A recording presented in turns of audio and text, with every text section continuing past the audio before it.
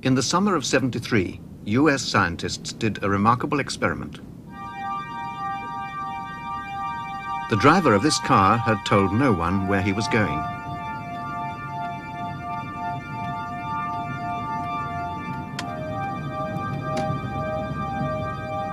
At the same time, 5 miles away, shielded from all known means of communication, physicist Russell Targ sat with a man who said he could describe the place the car would end up. By the currently understood laws of science, it should have been impossible. But it wasn't. These are the first words the man said. I'm seeing boat dock, boat jetty. Yes, definitely. Lots of little boats. Motor launch, sailboats. Definitely, boat dock or jetty. For the past 10 years, we've been investigating a phenomenon called remote viewing. Flashing. We found that many individuals are able to accurately describe what's going on in distant locations, blocked from any kind of ordinary perception. As a physicist, I would have to say one of the findings is that the mind is no longer limited by the parameters of the body. The person's consciousness and awareness is able to transcend space and time and describe what is going on hundreds or thousands of miles away or hours or days in the future. If you are going to go on holiday, actually, you're not going to go as far as what you even anticipate. You're hardly even going to get there. The public face of the paranormal. You'll be a survivor. So These days, it's a boom industry, and psychic bestsellers abound. The world of science pooh-poohs it all as dangerous stuff and nonsense. But behind the scenes, some scientists have dared to investigate it. In laboratories during the last decade, evidence has been accumulating that psychic abilities may have some scientific basis after all. The majority of the scientific community doesn't believe in the existence of psychic phenomena, and I'm afraid that demonstrates that the majority of the scientific community is simply ignorant. I believe anyone who dispassionately looks at the experimental work in this field will come away from it feeling that there is certainly something here that deserves further investigation. Some scientists are much bolder. Last year, for the first time, they backed their laboratory findings with hard cash and used psychic powers to speculate on the future price of silver. And they made money.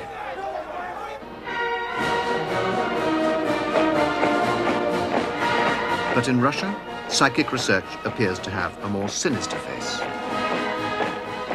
To control people's behavior. But is it really credible that man has psychic powers? The power of language, speech, and reason, yes, and the 5 senses, but a 6th sense. What's the evidence for extrasensory perception?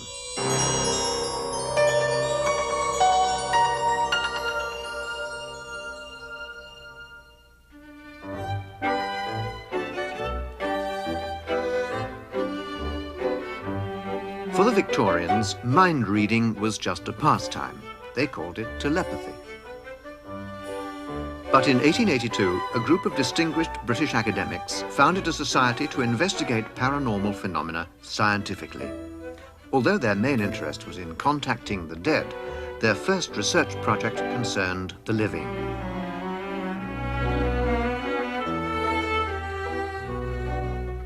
Then, as now, many ordinary people reported strange telepathic experiences and premonitions of the death of distant loved ones,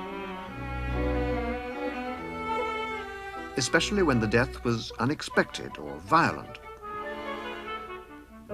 They collected over 700 cases, but most other scientists were skeptical. They said this was only anecdotal evidence, and the cases could be explained as mere coincidence. If people had strange faculties, they should be scientifically investigated by psychologists.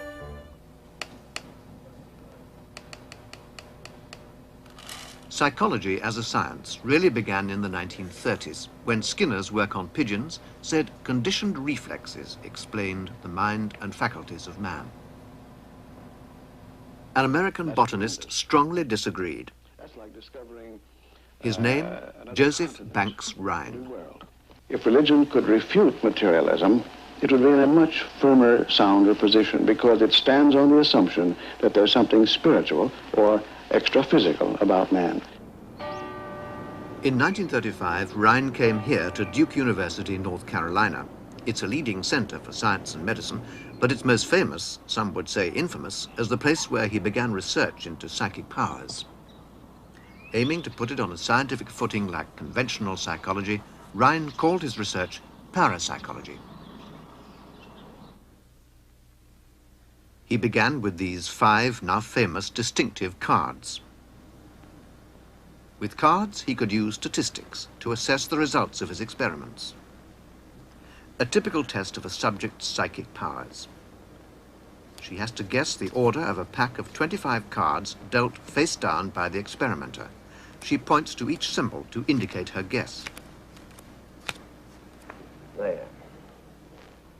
The experiment is over. Now he counts up the number of correct guesses. You got 1 circle. To find out if she's psychic, 3 crosses. he uses the laws of chance and statistics. 2 waves. The pack of 25 cards contains 5 1 lots of square. 5 separate symbols. And there should Over a be long 4 series of stars tests, here. she ought, on average, to guess 5 cards right just by chance. 6, 7, 8, 9, 10, 11. That's marvelous. 6, 1. But one experiment proves nothing. 4, 6.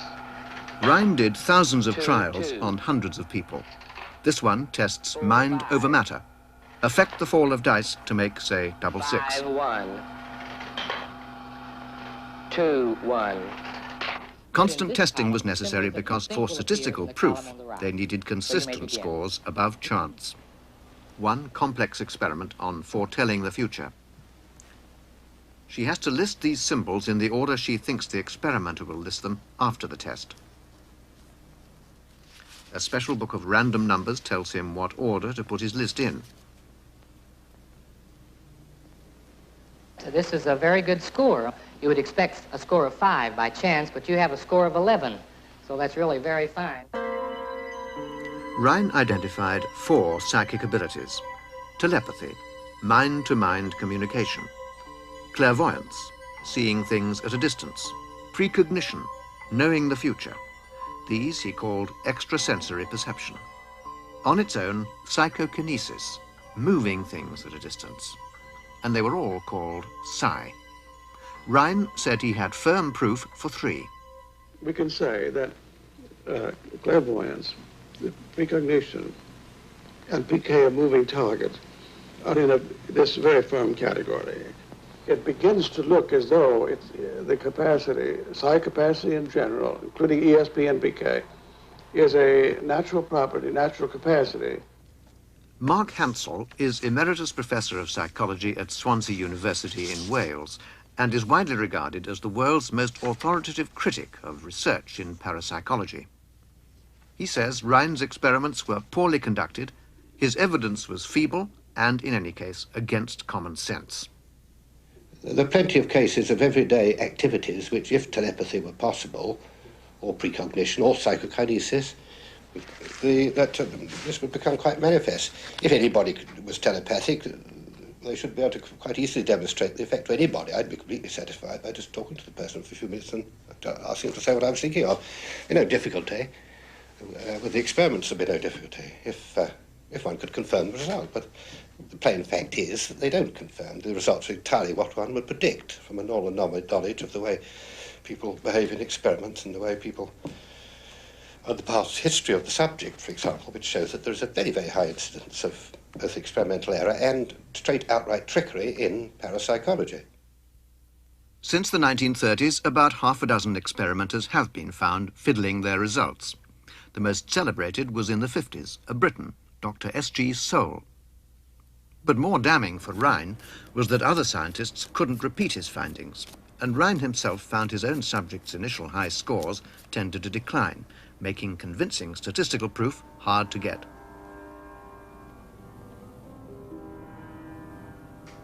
So since then, parapsychologists have tried meditation, relaxation, and even hypnosis to improve performance. This is a really complex test, to guess the symbol on the card you're dealing and match it to the cards hidden in the black envelopes. Double ESP. It's claimed there is indeed a noticeable improvement, but again, nothing spectacular.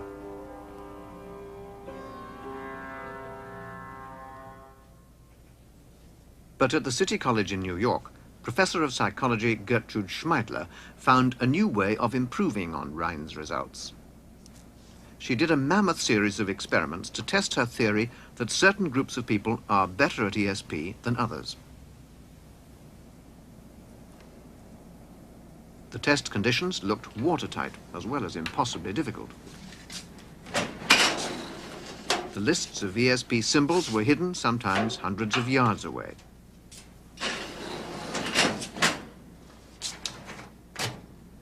Over 1,300 people agreed to take part. But before they did the test, they were asked if they believed in ESP or not, and whether they were confident they'd succeed. They had to guess a list of 25 symbols made up of the standard 5 basic patterns. As in Rhine's experiments, the laws of chance say they'd expect to get 5 right just by accident. After over 10,000 trials, the scores of the believers and non-believers were added up separately. On average, the believers got just over 5 right, and the skeptical non-believers just under. Although small, the difference is statistically extremely significant. It's called the sheep-goat effect. Other scientists have also found a pretty consistent sheep-goat difference in 30 other experiments. They've studied personality, too. Although less clear-cut, extroverts seem to be better at ESP, and neurotics rather worse. The data were beginning to suggest that there might be something in ESP after all.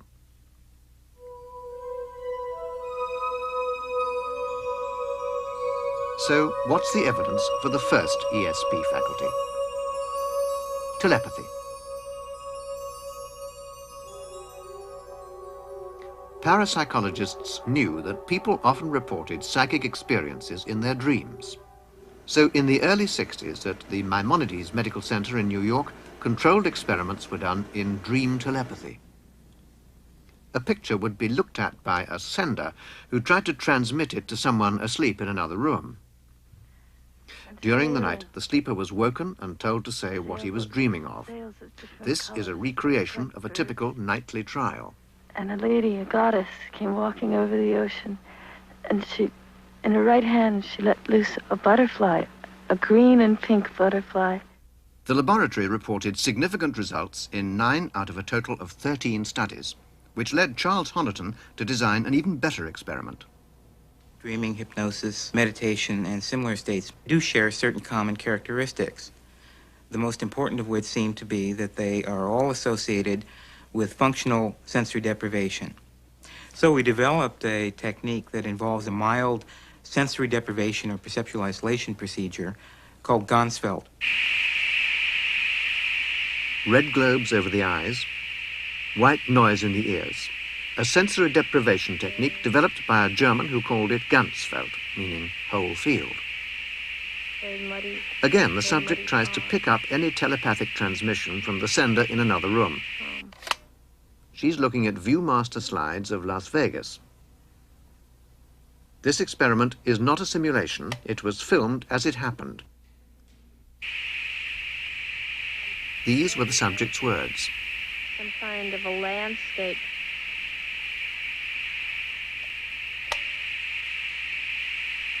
It's the name of a nightclub. Marquees, nightclub marquees, just seeing them. Nightclub marquees in Las Vegas. It seemed a direct hit, but for statistical analysis, the experimental protocol required the subject to examine the Las Vegas slides and 3 slides of other places and say which one was closest to what she'd seen. There are a lot of things here that seem to correspond with the imagery that I was getting. It is. Yeah, it's Las Vegas. Las Vegas. Yeah. To date, nearly 1,800 Ganzfeld sessions have been done in 15 laboratories, and almost half of them have shown significant results. Ganzfeld techniques free the mind from constraints. They reduce the amount of noise or distraction in the nervous system, and the results are generally quite successful. I would say that in my own work, about 75% of our experiments yield significant results, that is, evidence of psychic functioning. Okay, now how's that? All right? But not everyone has been so successful. 7 laboratories have found absolutely nothing. So tell me. Someone who has consistently failed to find any ESP is Susan Blackmore, once a keen psychic researcher. Parapsychologists admit there are many experimenters who do fail to get positive results, but say that's because of an experimenter effect. Something about them interferes with the delicate psychic process. I can see a horse, beach, hills. For Blackmore, that explanation is too convenient. Some people say it's because I didn't have the right attitude towards the experiments, I didn't believe strongly enough that it's a kind of experimenter effect, that if the experimenter doesn't have the right attitude, he'll fail. There are any number of problems with that, because in the beginning I was a believer. Now, obviously I can't convince you or anybody else that I believed 10 years ago. I can only say that I know it myself, and I know people who knew me then who say so. And yet I still didn't get results at that stage. I certainly don't get them now. The other possibility, of course, is that there's no ESP anyway, and that I just don't get results because it's not there. Most scientists, of course, would agree with her, as does Professor of Psychology Ray Hyman. He's scrutinized all the published Ganzfeld experiments and criticizes the way many of them were done. First question, how was the sender's picture actually chosen? Second question, how did the subject judge the correct picture? I think I'll put this on first. Okay, number 2's going first, right? Yep. There were sensory leakage, the possibility that the same targets that were actually handled, the target that was actually handled by the subject was actually given to the percipient to judge. There could be possibility of various kinds of sensory clues that way. I found that 52% of their experiments used inadequate methods of randomization, like hand shuffling of slides and things that we know better now today. That might have been okay in the days of 30s when Ryan was doing experiments with cards, but not today. For example, if the sender's picture had been selected at random by hand, like this, Hyman said the experiment was invalid. It should have been chosen by computer. Hyman also discounted an experiment if the actual picture or slide being transmitted by the sender was the same one given to the subject to judge. Fingerprints or deliberate marks could have given a clue to the correct picture. And then that one's going to be last. Okay, fine. But Hyman admitted he couldn't explain direct hits like Las Vegas other than as coincidence. Nightclub marquees in Las Vegas. But Professor Hansel has another criticism. If they want to regard the subject as scientifically, as it were, demonstrated or proved, they have to accept the normal criteria which scientists adopt. And if one has to demonstrate the existence of some very unlikely phenomenon, one needs a demonstration of that phenomenon, which will almost invariably give the same result. So, a scientific finding to be valid must be almost 100% repeatable. But other psychologists disagree and say parapsychology is every bit as good as conventional psychology. The evidence for psi is comparable to the evidence for a variety of other phenomena in psychology. There's no great difference in the quality of the best researchers working in the field, the quality of the research they do, nor the nature of the evidence.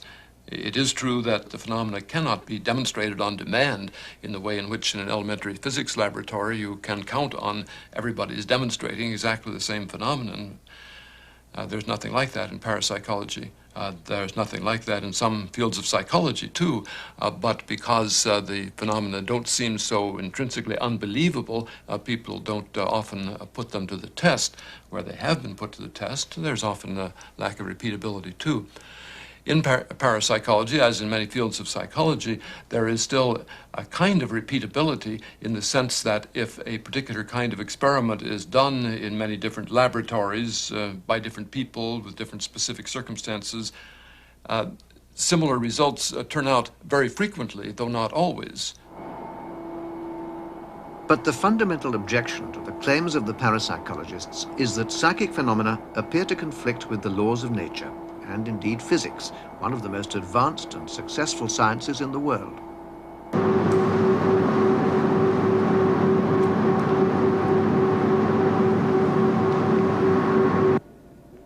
Though the secrets of the atom have been probed in detail, it's generally accepted that physicists have found nothing that would provide a mechanism for psychic phenomena. But the pioneers of quantum physics in the 20s did recognize that their revolutionary discoveries made the fundamental nature of reality a much more open and uncertain question than in the days of Newton.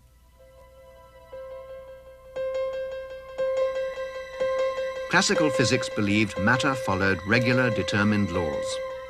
But the new physics found that within the atom, many things happened by pure chance. A few physicists asked, if matter is so unpredictable, could it be affected by mind and explain psychokinesis?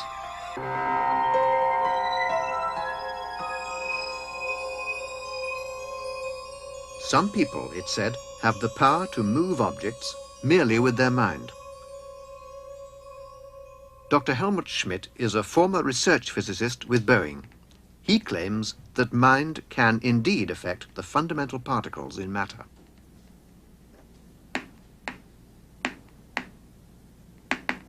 This is a lump of harmless radioactive rock emitting a stream of decaying atomic particles. The particles come out completely at random. To see if people could affect them mentally, Schmidt built this machine. Inside, a radioactive source triggers the lights to go a step one way or the other, completely at random.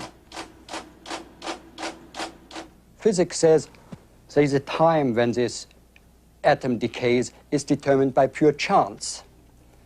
And so a good speculation, I think, is that where the physicist says this is pure chance, there the mind has a small place to enter. Schmidt found some promising subjects and after preliminary successful trials did a formal experiment with two of them. This is a reconstruction. Focus your attention, you feel one with the light, you think nothing else, just work on the light. You see it, you try to move it around this way. She had to try and think the random lights to go clockwise.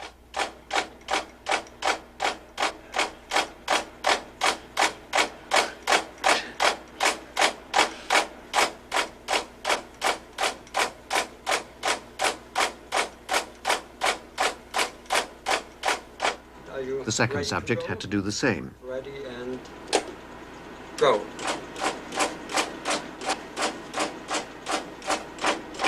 But though he tried to make the lights go clockwise, they tended to go anti-clockwise instead. But it was nonetheless inexplicable by the laws of physics. After 50 runs, the data showed the girl had indeed consistently made the lights go clockwise and the man the reverse. The effect was small, only a 2% deviation from chance, but highly significant to any physicist.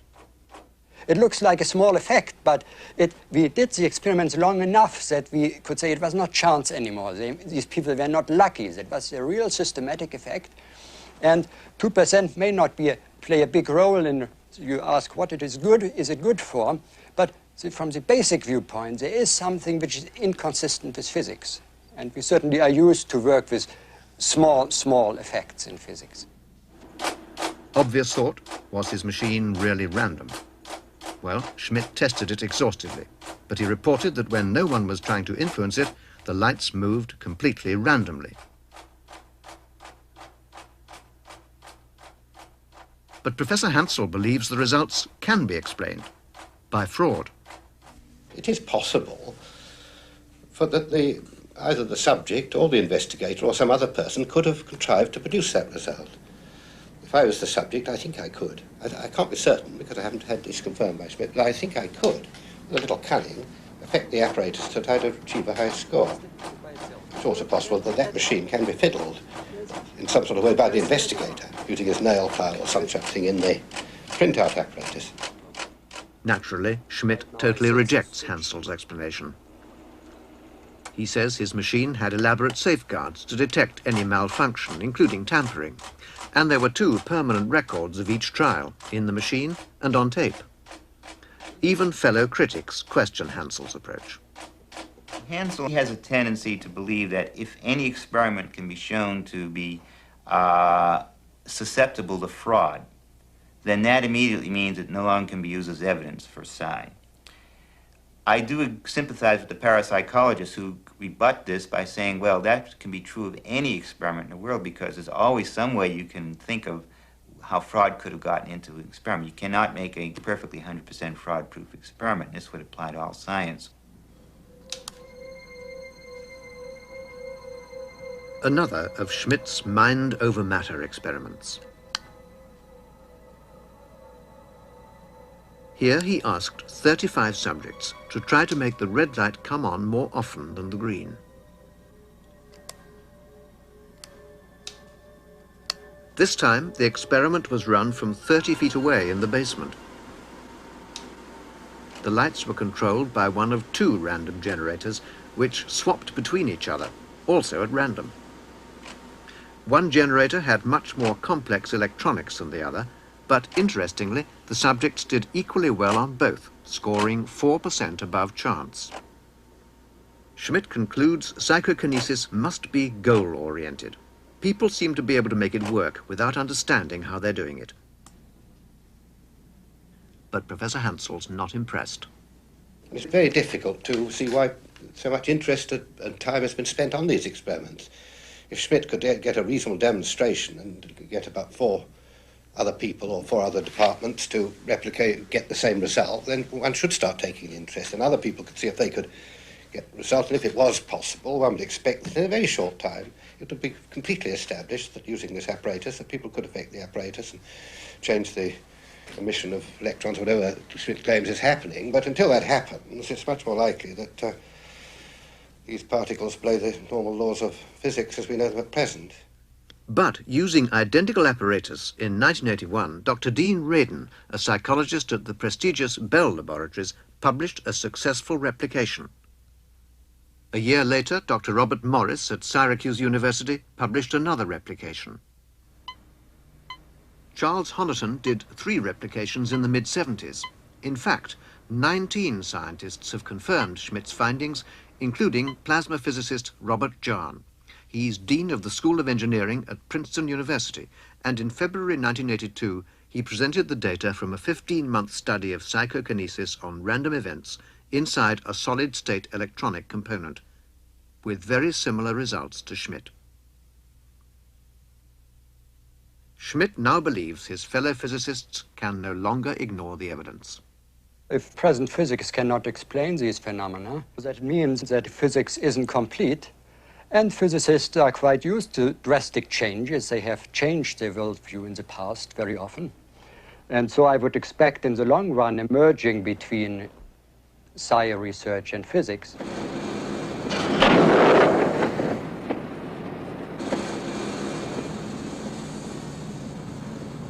Helmut Schmidt's not the only physicist to pioneer experiments in psychic phenomena. Others have joined him from the high-powered world of the laser.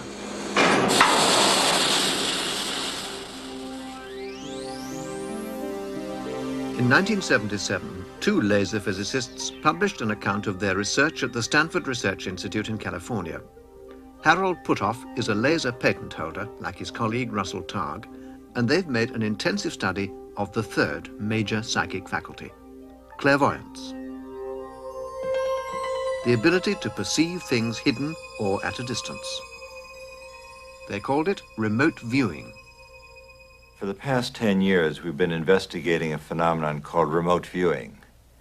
In this experimental series, which has been carried on now with hundreds of subjects in the laboratory, we found that many individuals are able to accurately describe what's going on in distant locations, blocked from any kind of ordinary perception.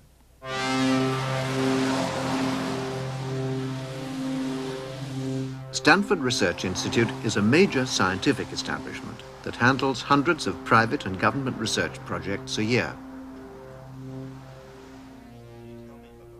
Targ and Puthoff began their first formal experiments in 1973 with a psychic, Pat Price. Typically, they were done like this. While Targ remained with Price in the laboratory, Puthoff left with a colleague for a nearby location without, naturally, telling Targ or Price where he was going. At a prearranged time, Price tried to locate him. The electrically shielded cage guarded against radio contact, and an impartial witness was always present. The Price experiments are among the most challenging in the whole history of psychic research, so we are reconstructing them in some detail, drawing on the records and transcripts of the original experiments. Pat Price, who was a bluff, no-nonsense police commissioner, died in 1975. What kind of place do you experience them at? What do they seem to be doing at their location? An actor speaks his words. Well, they seem to be high up in a tower. I keep flashing on Coit Tower. I see there's red roofs, tile floor and roof. Now they're walking through colonnades.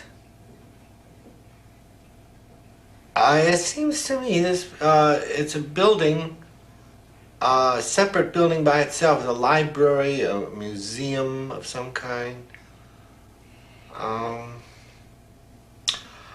Could this be Hoover Tower at the Stanford campus? It was. Puthoff had indeed gone to the top of the Hoover Tower. Below him were the red roofs and red tiles as described by Price. Price had also correctly identified colonnades and the fact that the tower contained a museum and library. But could it have just been a lucky guess? Was there a flaw in the experimental procedure? The Hoover Tower target site had been selected from one of 60 possible locations locked away in the laboratory director's office. A mini computer had been used to generate a random number indicating the envelope to be chosen. In another experiment, the target chosen was a local marshland nature reserve. I get this image of crosshairs, looking at crosshairs. Well, getting closer, it's more like an intersection. I get the feeling of a botanical area with crosswalks, very geometrically laid out.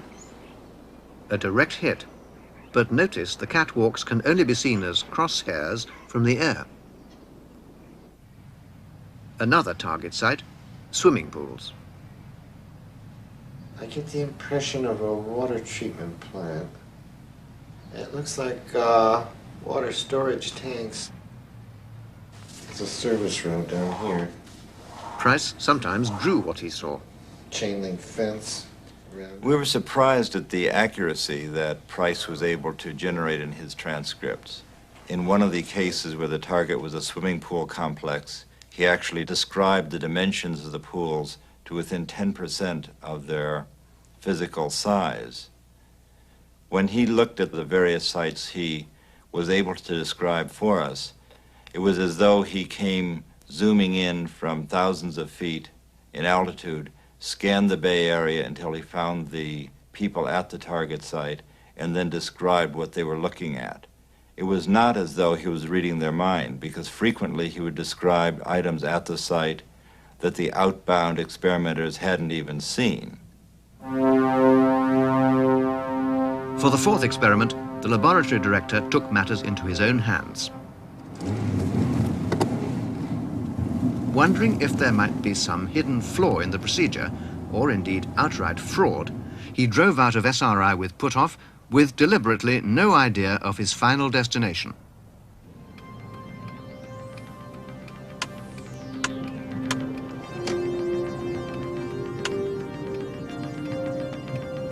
He decided to head west, but after 5 minutes suddenly changed his mind and went in the opposite direction. And then kept on changing direction at random.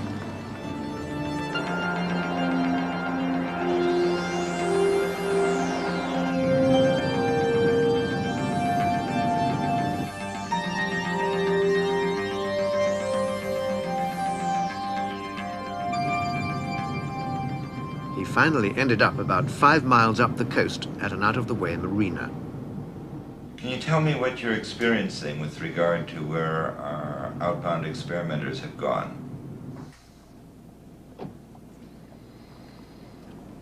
What I'm seeing is a boat dock or a jetty.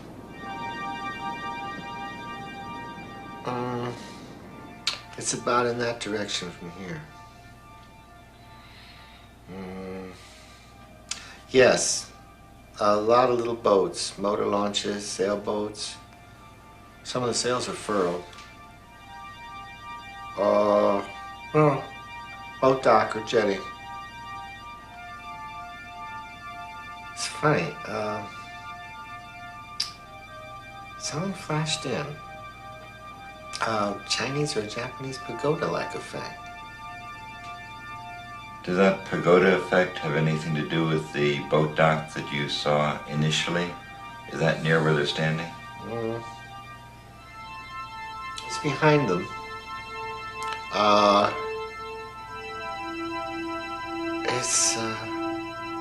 It's like a restaurant.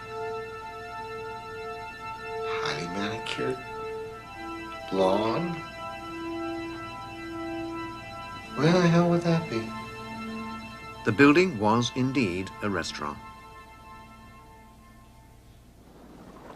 That summer, Price did 9 remote viewings in all. Targ and Puthoff then had all the data independently assessed. A scientist totally unconnected with the project went to each of the 9 target sites armed with transcripts of all the experiments. He was asked to read each transcript and then judge which of the 9 sites most closely corresponded to the various descriptions Price had given.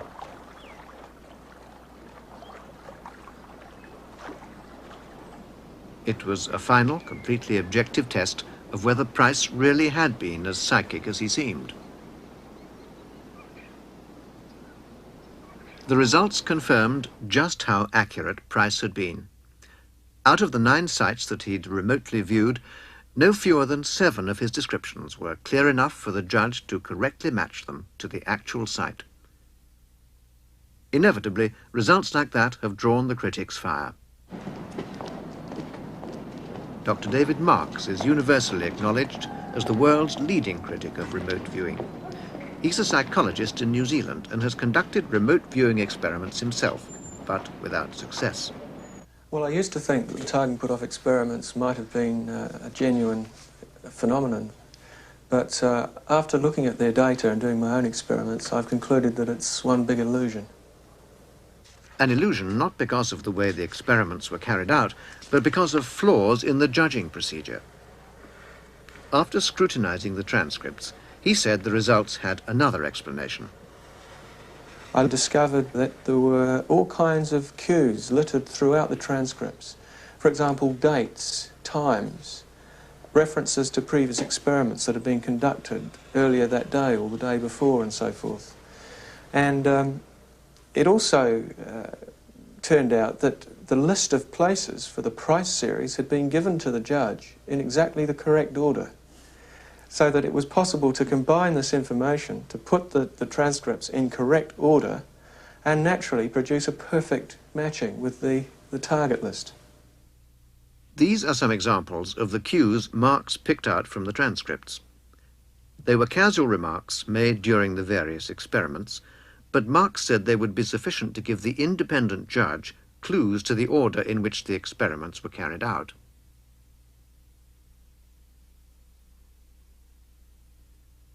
Marx gave those cues to independent judges in New Zealand, together with a list of the sites in the order the experiments had been done, and Marx claimed that from the cues alone, his judges were able to match up the viewings just as correctly as the one in California. But did the original judge really use those cues to make his assessment? Another psychologist who studied the experiment doesn't think so. From a common sense point of view, when you look at the degree of psychic functioning in the SRI remote viewing material, the cues are trivial. When the psychic is saying, I see a lot of little boats in front of me at a dock, and you're standing at the target where there are a lot of little boats in front of a dock, you don't need to look for tiny little cues that say this must have happened in an afternoon and must have been at least the fourth one in this series. You know what it's about. The psychic functioning is overwhelming. Nevertheless, Professor Tart conducted an experiment designed to assess the validity of David Marx's criticisms. He set about the painstaking task of going through each of the price transcripts. First, he renumbered the transcripts so no one could possibly know in what order the experiments had been done. Then he removed all the cues, like times of day, the odd phrase Marx had complained of. Tart then found another independent judge who knew nothing at all about the experiments, gave him the 9 edited transcripts, and sent him off to the same 9 sites. The results were as before. Price was right on 7 occasions. But Marx says this still isn't good enough. Tart's judge would have had access to the book published by Tag and Puthoff, which actually prints details from at least 4 of the transcripts from the Price series.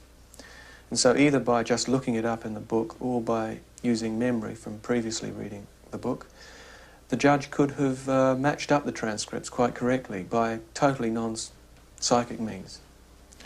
And the other factor, of course, is that one of Tag and Puthoff's collaborators, Charles Tart, actually did the editing. And we simply can't trust this type of editing since he's obviously biased. It's a charge parapsychologists have often faced.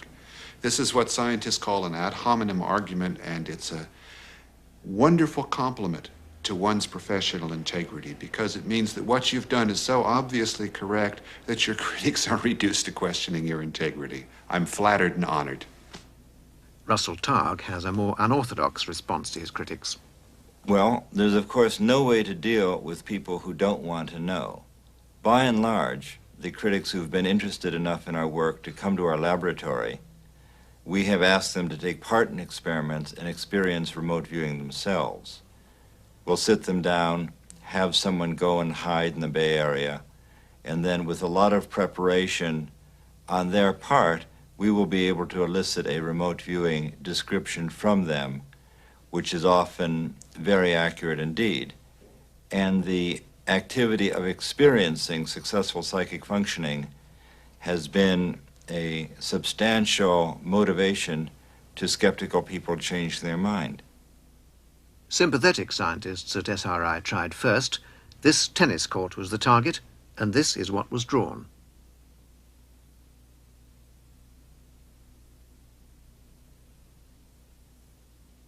A drawing by another scientist.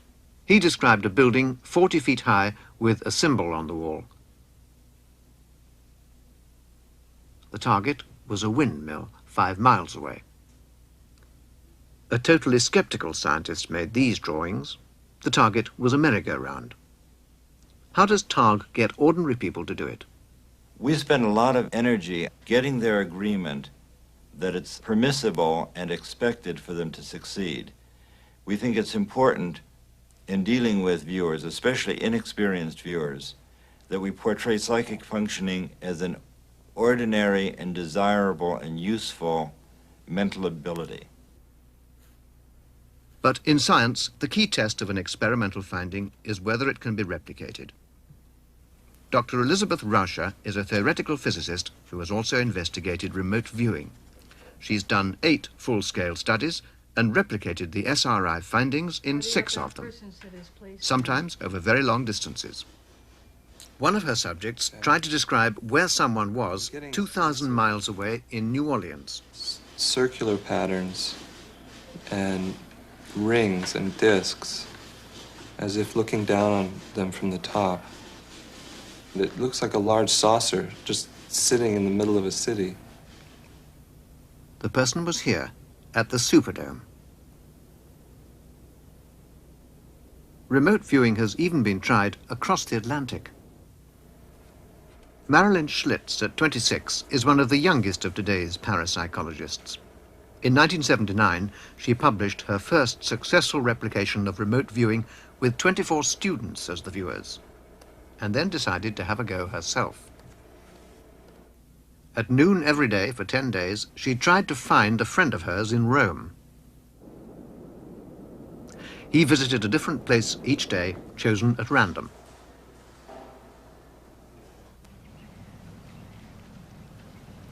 How on earth do you find someone nearly 5,000 miles away? You give yourself a signal, you tell yourself what you're looking for, a very specific task. I'm looking for the target site, not any other of the zillion things there are in the world. The first time I personally tried to do it, the kinds of impressions I got were very similar to what I'd had like in a daydream. They were very faint, and it required effort to bring those faint impressions into a form that could be recognized and could be articulated. Her 10 viewings were independently judged and 6 were spot on, Rome Airport being a particularly striking hit. So, has remote viewing been proved? If a number of people in different laboratories can get these results, then you have to start really giving it some credibility. We've done a review, 2 colleagues and myself have done a review of the remote viewing work and have found that out of 28 formal remote viewing studies that have been published, over half have been reported as statistically significant. And these are in various laboratories across the United States. I feel at this point that we have very strong evidence to support the remote viewing hypothesis. For many parapsychologists, the question is no longer, does remote viewing exist, but how does it work? Hella Hamid is a professional photographer and also a successful remote viewer. In a series of 10 experiments at Stanford Research Institute, she was asked to look inside a sealed canister from 200 yards away. To assess the limits of remote viewing, they wanted to discover how small an object the viewers could see. Hella Hamid was right 7 times. In one experiment, she made this drawing and said her strongest image was like a belt.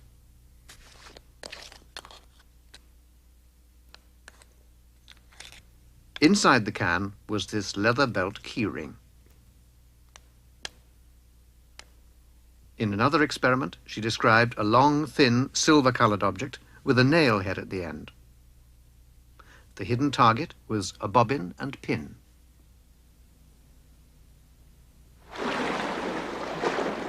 If there are no limits on land, what about under the sea?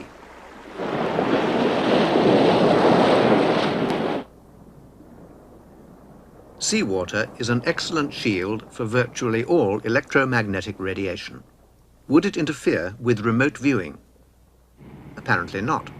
Even at 500 feet down and 500 miles from the target, the viewer correctly described an enclosed space with a pool, large doors, and people walking around. The target was a shopping center with an indoor pool. But although the mechanisms of remote viewing are currently inexplicable, Targ isn't worried. We don't feel that this contradicts modern physics, and it certainly doesn't make modern physics wrong, because modern physics is an enormously successful body of knowledge. What it says is that modern physics is incomplete in many ways and is presently inadequate to describe the data that we've accumulated over this past 10 years' research. Stand by. Turn over. We asked to see a real live experiment. Take one. Today is Tuesday, February 8th, 1983. It's 10 minutes after 10, and this is a remote viewing experiment with Russ Targ and Hella Hammett. We had 6 envelopes containing names of different places in San Francisco. And at 9:30 a.m., we chose one of them at random. We'll reveal the target at the end of the experiment. At 10 o'clock, the BBC's Sonia Ledley went to the site with SRI researcher Keith Harari. The 6 possible sites were St. Mary's Cathedral, columns by a lake, a supermarket, a whale skeleton in a museum, a modern stone fountain, and a sailing ship moored by a dock. Hella Hammett was 30 miles away. No one in the room had any idea which site had been chosen. At 10:10, she began her description.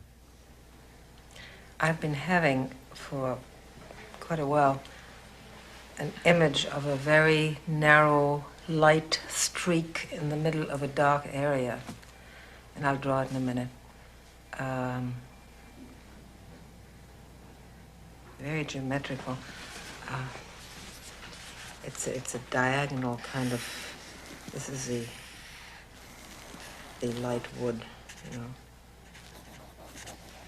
wood area. It's light.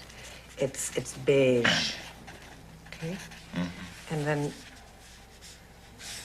along here is this wall, which seems to be made of large building stones or some other textured material.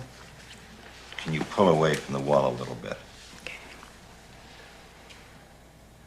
As you stand where they are and look at the interesting aspect, what comes into view?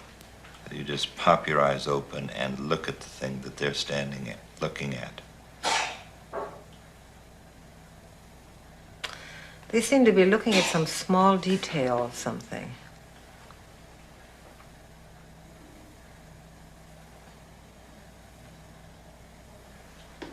Almost something as if they picked it off the ground and they're both looking at it in the hand. And I got this feeling of close inspection. Hella, could you drift up in the air and look down on this site? Do you see a plan view that you could draw? A compound. It has sort of long walls which are windowless. There may be in the middle one entrance. The walls are thick, very thick. A fortress-like. It's like a fortress.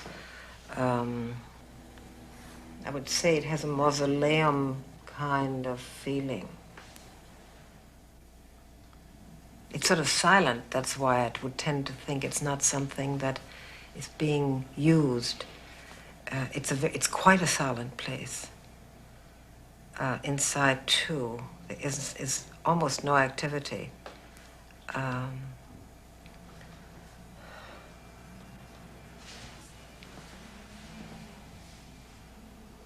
Museum-like. It's either fallen into disuse or it's not something that I would choose to spend a lot of time in. Okay? That sounds very good. That kind of feeling. Thank you. Okay. So which site had they been at? Well, the throw of the dice had picked the whale skeleton at the local museum. Hella Hammett had said museum. She had also said thick windowless walls. As it turned out, the museum kept the skeleton locked up. Is it? They'd closed it to the public 3 years ago, and Hammett had used the words fallen into disuse.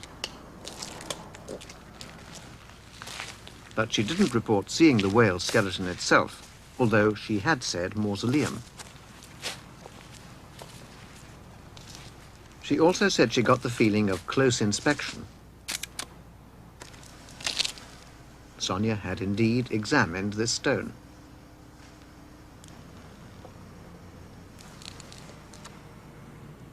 and Hamid's description of the place as a fortress-like compound was particularly striking from the air. We sent full transcripts of her viewing to 2 independent judges. They visited all 6 sites and said they thought the museum the closest match. How does Hella Hamid think it works? I'm sorry, I can't give you explanations. If we had explanations, it'd be wonderful. We've been working for so long trying to figure out how it works. We know it works, you know, with all the controlled experiments, but we don't really have very much idea how. If remote viewing works, is it any more than a laboratory curiosity? After all, compared to normal vision, it seems pretty feeble. But in Los Angeles, one company thinks it can be exploited commercially.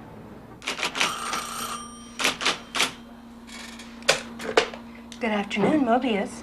Mobius was founded 6 years ago by Stephen Schwartz, a 40-year-old ex-Navy consultant. Okay, all right. From small beginnings, it now has 10 psychics on the payroll. Well, Mobius was set up to not only explore what psychic functioning is, but also what we can do with it. I think we've reached a point now in the last 100 years of research that we can say a reasonable man is willing to accept the idea that psychic functioning is a reality. And the question then becomes, well, what can we do with it? This girl has been murdered. Stabbed. It's very bloody.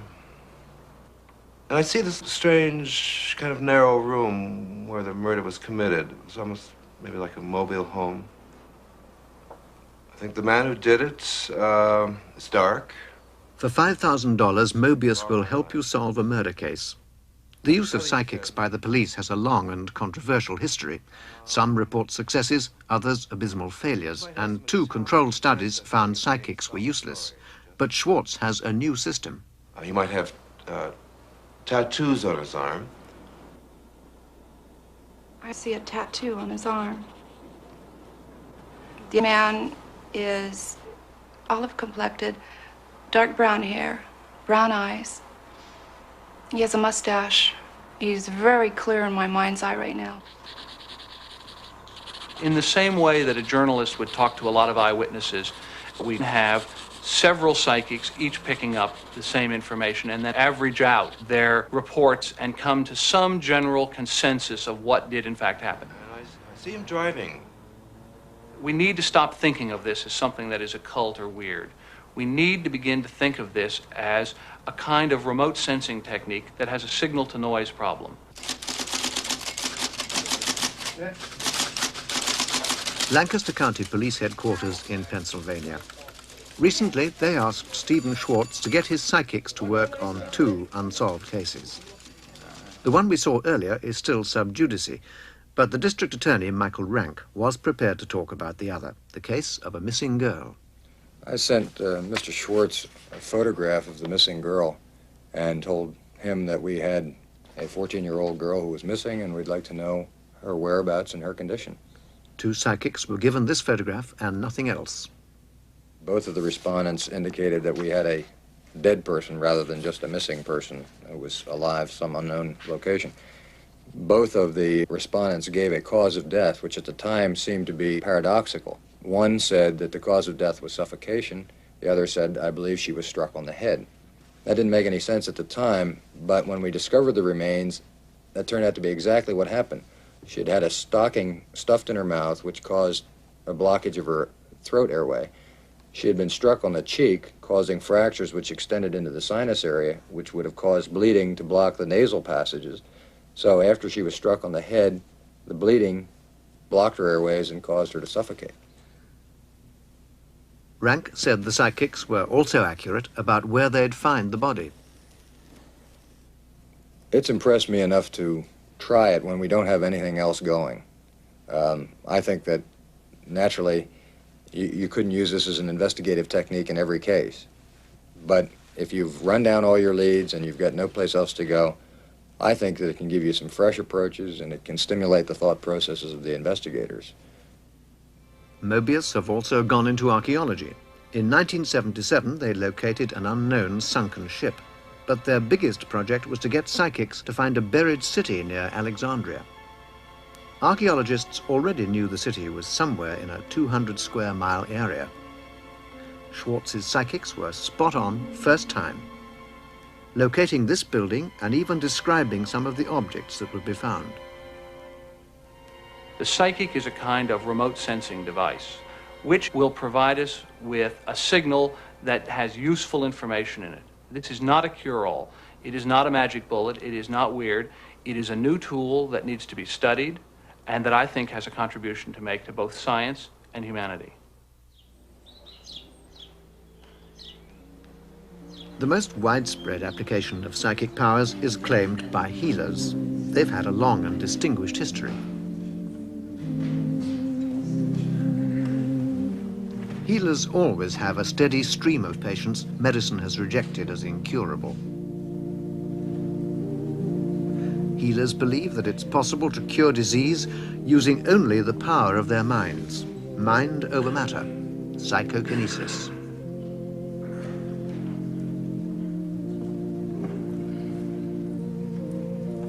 Healers' successes tend to be dismissed by doctors as due to suggestion or spontaneous remission. But many parapsychologists now believe there is a psychokinetic effect at work. Dr. William Broad at the Mind Science Foundation in Texas is doing controlled experiments to test whether it's really possible to affect someone at a distance. In an isolated room 100 feet away, this girl is being played relaxing music. The state of her autonomic nervous system is being measured by skin resistance monitors on her fingers. The experiment is run automatically by a computer program. This tone is the computer's signal for a trial period to begin. Broad now tries to influence the girl. She's already relaxed, but during the trial periods, Broad tries to calm her even further. She, of course, has no idea when those trial periods are.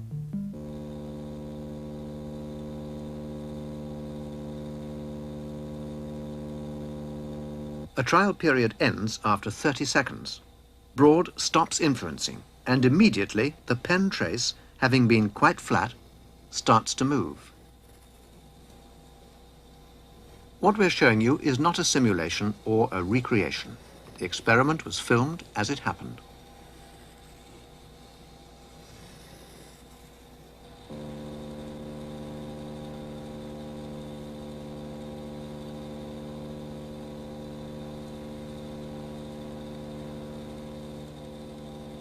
There were 10 influencing periods in all, and analysis showed during them the girl was only a sixth as active.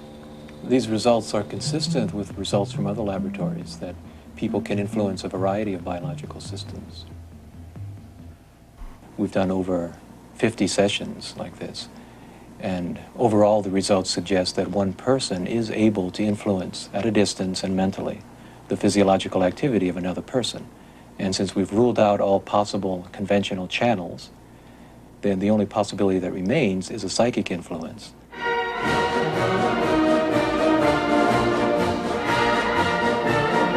It's in Russia that research on affecting people at a distance has been most developed.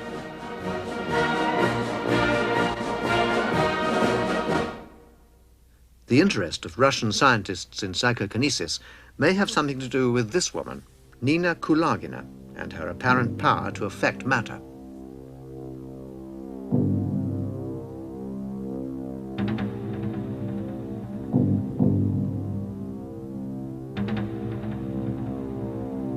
In the West, parapsychologists often consider this kind of area a minefield because many of the effects can be achieved by trickery.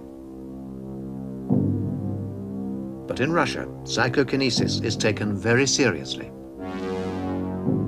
Karl Nikolaev is another Russian with apparent psychokinetic power. He's taken part in controlled experiments to discover its mechanisms.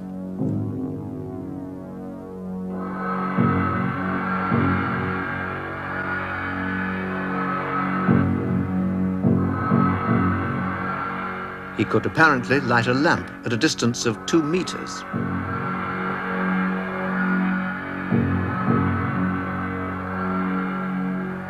Of course, it could be a clever trick, but the experimenter, Dr. Gennady Sergeyev of Leningrad, said the effect was genuine. He concluded psychokinesis might be some kind of electromagnetic radiation. But most of what the Russians are doing never gets out. A Soviet parapsychologist who now lives in San Francisco is Dr. Larissa Vilenskaya. For 7 years, she worked in Moscow's Laboratory for Bioinformation, working on clairvoyance and healing. She says much of the Russian research work is top secret. There are at least half a dozen places in Moscow, Leningrad, and Almaty which do conduct classified studies in the field, and the direction of these studies is remote hypnosis and remote influence with the attempt of changing psychophysiological state of a person. The Americans appear to take it seriously. In the last 10 years, the US Defense Intelligence Agency has done 3 separate reports on Soviet research into parapsychology. In a section on what they call telepathic behavior modification, the documents openly speculate on the military potential of the Russian research, using psi to influence an enemy. This is the kind of thing the Americans appear to be worried about. An experiment between 2 psychics described for us by Dr. Vilenskaya. Kamensky was in Moscow and Nikolai was in Leningrad, and the distance is something like 600 kilometers between the cities. Kamensky imagined that he tried to strangle Nikolai. Nikolai was unaware at all what kind of telepathy transmission could be, but he felt that he couldn't breathe. And the test was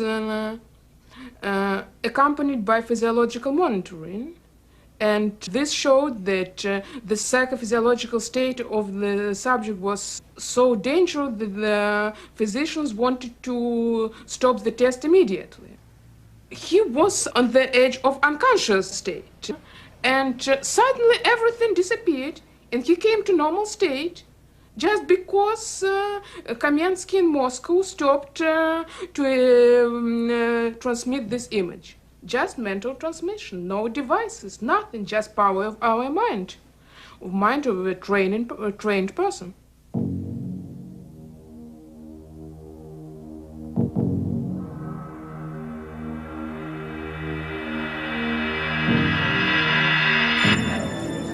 Controlling Western leaders' behavior sounds like complete science fiction, but it's clear from the Defense Intelligence reports that the Americans don't entirely rule it out. Well, now you'll make me all homesick again. Professor Tart has done a study of military research in parapsychology. Is there really any truth in it? I'm sorry you asked me about that. I would like to think, as some people believe, that psychic powers somehow come from some high spiritual level and can only be used for good. But I don't know anything else in this world that can only be used for good, so I'm afraid there are military uses for psi. Now, as I say, I hate to talk about this. The implications of it are fairly grim, and I don't think I really need to elaborate. But behind the scenes, for over a decade, the US government has also been funding psychic research. And where? Stanford Research Institute in California, the place where Russell Targ and Harold Puthoff did all those experiments in remote viewing. The San Mateo Bridge, no? Russell Targ left SRI last January and is now preparing a book on some of their recent research. But part of their work at SRI has never been fully reported. We asked him who'd been funding it. We've been funded by a variety of private and governmental sources over this past decade. What is the government, a source of government funding? I really can't comment on the government funding at SRI. That would be a private SRI matter. Are you saying that the work you've been doing is classified? I really can't talk about matters of classification, as you can imagine. We approached SRI, but they refused to talk to us. But it's clear from some of the published accounts that they've been working on an extraordinary version of remote viewing. They called it Project Scan-E.A.T, and it involved a number of psychics, among them Pat Price, the policeman, Ingo Swann, a New York artist, and the photographer Hella Hamid. Scan-E.A.T stands for Scanning by Coordinate. The principle was to use the lines of latitude and longitude to remotely view anywhere on the globe. Only a few examples have ever been published. In one experiment, psychic Ingo Swann was asked, "What do you see at 49 degrees 20 south, 70 degrees 14 east?" Those were the coordinates of a small island in the Indian Ocean, the French island of Kerguelen. Swann immediately made this drawing, describing in topographical detail an island with bays, swamplands, and a large mountain to the west.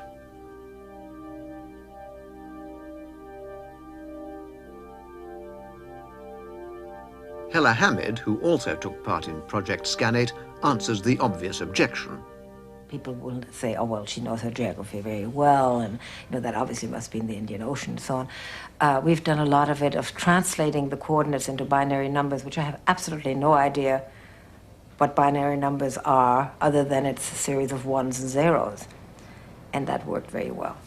Matter of fact, it seemed to work better because I didn't sort of rummage around in my head, it's so and so far south and so and so far east, and it could be in the Sahara, it must be dry and so on, which is just clutters up this channel, which gives me the correct signal rather than thinking about it, because thinking is the worst thing you can do.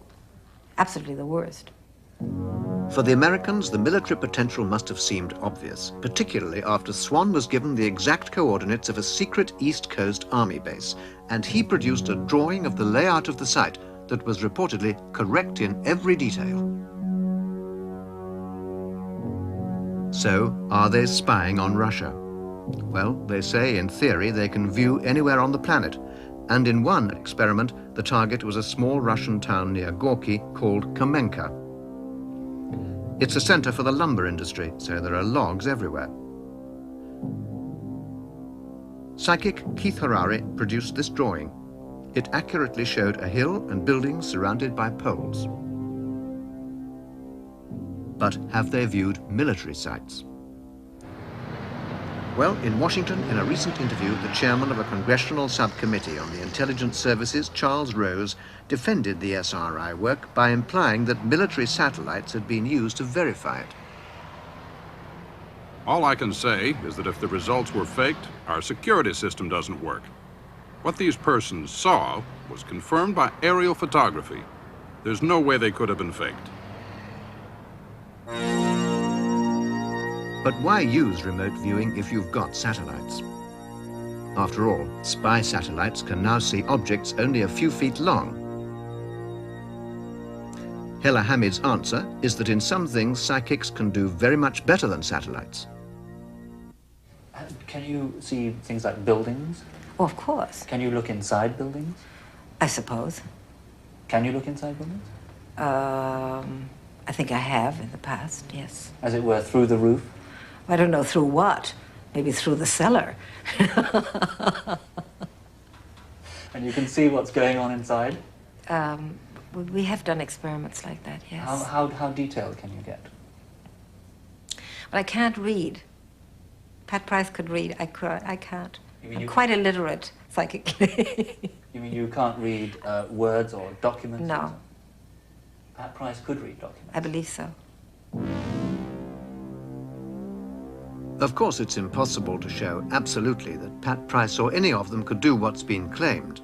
The full evidence has never been released. But we do know that today at SRI, work is continuing under Dr. Harold Puthoff, and all publication of the research has ceased. I'm sure that military research in Western countries on psychic stuff is inevitable for balance.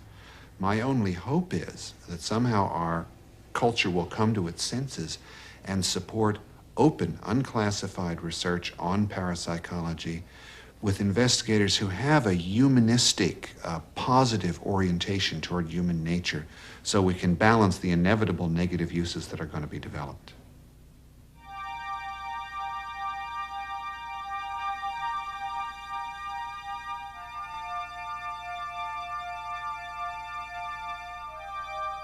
Psi research is at a crossroads. While mainstream science rejects it for lack of evidence, the military seem to be locking it up because the evidence looks too good.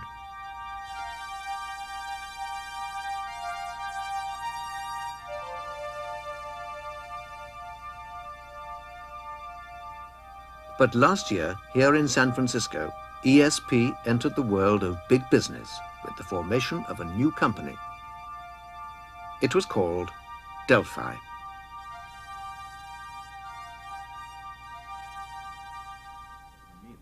Delphi's purpose, to find commercial applications for the SRI work which would make enough money to fund further research.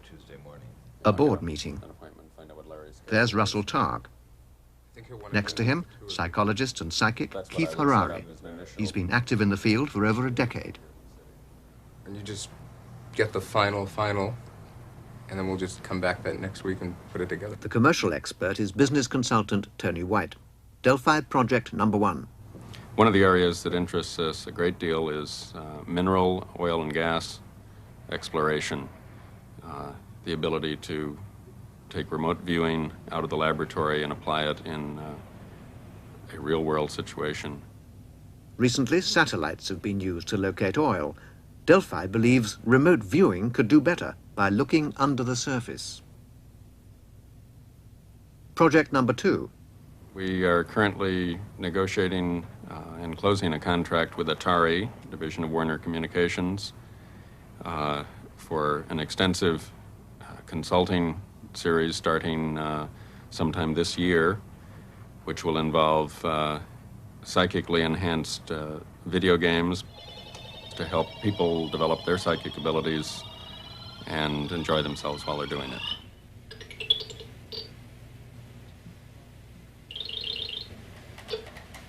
But there are others in the field. Charles Honiton's laboratory in Princeton has already developed a range of psychic video games.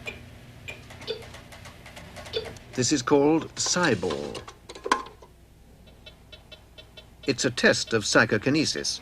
Keep the ball in the center of the screen with your mind. But Delphi's project number 3 is the biggest of all. It involves the last great psychic faculty, precognition.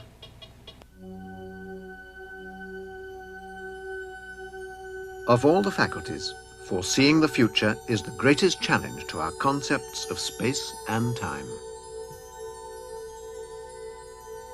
Crystal ball gazing was at its height 3,000 years ago with the Greek oracle at Delphi. Now the 20th century company is trying to follow suit. This is the remote viewing experiment. It was in 1975 at SRI that Targ and Puthoff had done experiments to see if remote viewing could be made to look into the future. Hella Hamid was the first guinea pig, and this is a brief reconstruction of an early experiment. Where, she was asked, would Puthoff be in half an hour's time? It's very dark, and at the end you come out through an archway, into a very bright area where there's lots of vegetation. It's like a rose garden. It's very formal. It's a very manicured kind of garden. Throughout her description, Puthoff had been away from the lab, driving around aimlessly. At a prearranged time after her description had finished, a random number generator decided where he was to go. There were 9 envelopes, each containing a different location. Any one of them could have been chosen. The random number generator said 6, and 6 said go to Stanford Hospital Plaza. Half an hour before, Hella Hamid had described seeing a formal manicured garden, and apparently here it was. The next day, another experiment. I got a quick flash of a black pointed area, like a hit of an arrow. He walks into it. It's like a triangle that he walks into. Half an hour later, the randomly selected envelope said, "Go to the swing in Alma Park." This time, she not only saw into the future, but heard it too. It's a rhythmic kind of squeak, like a rusty pump on not well-oiled piston. Just a very rhythmic squeaking. 2 other laboratories have since done their own successful experiments. We have very good experience that people can accurately describe events that are hours or days in the future. What one must say is that the viewer in the laboratory is describing some future event that they will experience. That would be the customary way to describe this. We think a more accurate description would be that some future event which will take place causes the viewer at an earlier time to have an experience. To put in its worst form, the future event is creating his present. That's of course not to say that the future can change the past, but it's definitely clear that the future affects the past. The future will not cause something that has already happened to not happen, but it's clear from our many experiments that a person sitting in the laboratory can have his experience controlled and determined by an event which is yet to take place. At 9, 7, 9. At 9, 7 bit at 9. Yeah, at 9. This is the Commodities Exchange in New York. It's where the world's precious metals are traded. And it was here that Russell Targ's new company, Delphi, decided to put precognition to the test. Delphi director Tony White. We have a program which started in the middle of last year for a number of private investors in which we generate predictions for the commodity futures market. We've been working primarily with silver, predicting silver prices 2 to 4 days in advance. This research series has been quite successful and provides us with a nice stream of income. Silver is cheap and its price is relatively unstable, so it's ideal for making a fast buck. Delphi developed a system to predict on a Thursday whether on Monday the price of silver would be up or down more or less than 25 cents. Delphi said in 3 months to December they'd made 9 predictions, all of which were correct. We asked an experienced commodity trader to comment. The most unusual aspect of these people is that their ability or their willingness to predict not only the direction of a move and the magnitude, but to give you in silver a 25-cent prediction from Thursday to Monday, which is really sticking one's neck out. And I'm sure that they're the only people that I've ever heard of in the business that would go that far in a predicting way. And in terms of being right 9 times out of 9?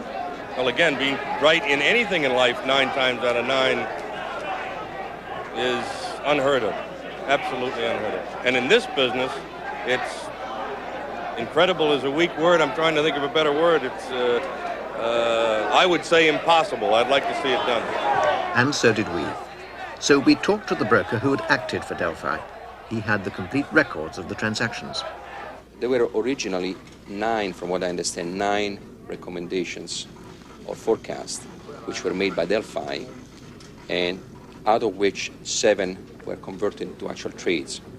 All these 7 were successful, as well as the 2 forecasts that were not translated into trades were successful, 2 would have been successful. But could they have been following the market and gone with some kind of trend? Well, I wouldn't say so, because the market in between September and December has been generally in an uptrend. Silver prices have been going up. But some of the more spectacular and successful trades were actually on the short side. That is, they sold before they bought back.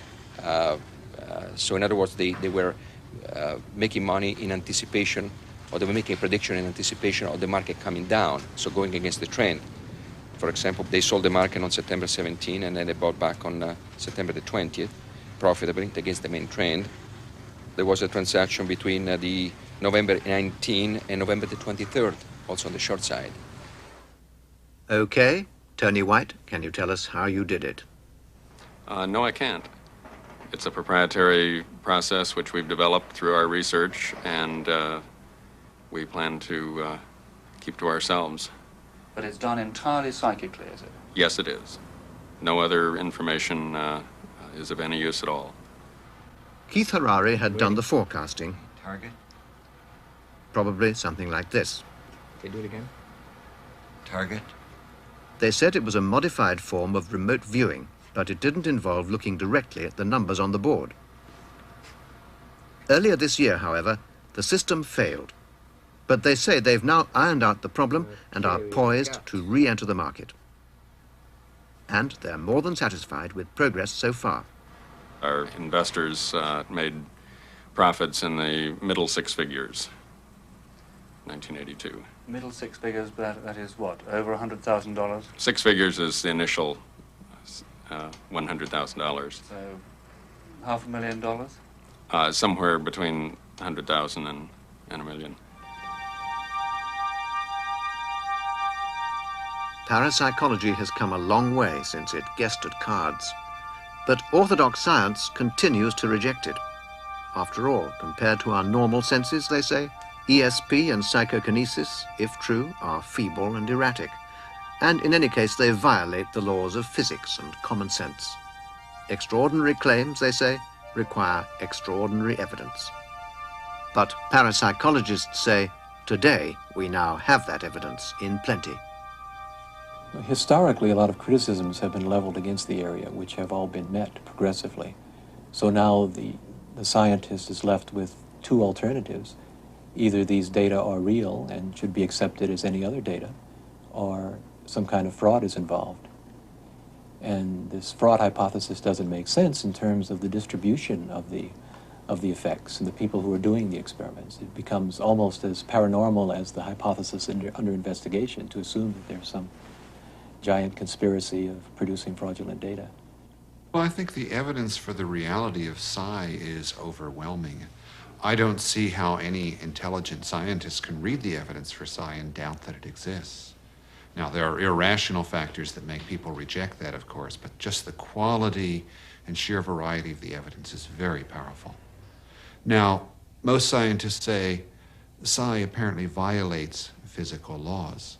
But if you ask them precisely what does that mean, and have we investigated this empirically instead of just decided theoretically, you'll find out they haven't done anything. I don't think we know that much about the universe.